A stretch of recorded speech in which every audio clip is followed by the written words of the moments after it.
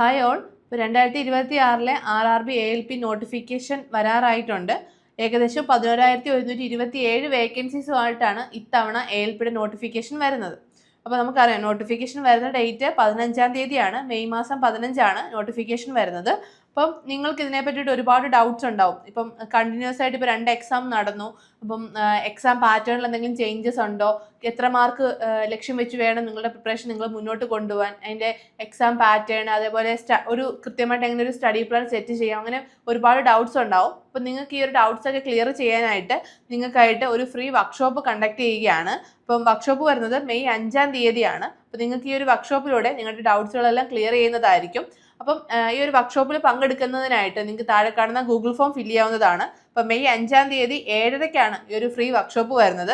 George സാറാണ് അത് എടുക്കുന്നത്. അപ്പം നിങ്ങൾക്ക് ഈ ഒരു വർക്ക്ഷോപ്പിലൂടെ ALPയുമായി ബന്ധപ്പെട്ട എല്ലാ ഡൗട്ട്സുകളും ക്ലിയർ ആവുന്നതായിരിക്കും. അതുപോലെ തന്നെ നമുക്ക് ALPയുടെ ബാച്ചസ് നമ്മൾ സ്റ്റാർട്ട് ചെയ്തിട്ടുണ്ട്, CBT 1 ആൻഡ് CBT 2. അപ്പോൾ നമ്മുടെ ബാച്ചുകളെ കുറിച്ചുള്ള കൂടുതൽ ഡീറ്റെയിൽസ് അറിയുന്നതിനും നിങ്ങൾക്ക് താഴെ കാണുന്ന നമ്പറിലോ അല്ലെങ്കിൽ ഗൂഗിൾ ഫോം ഫില്ല് ചെയ്യുകയോ ചെയ്യാം.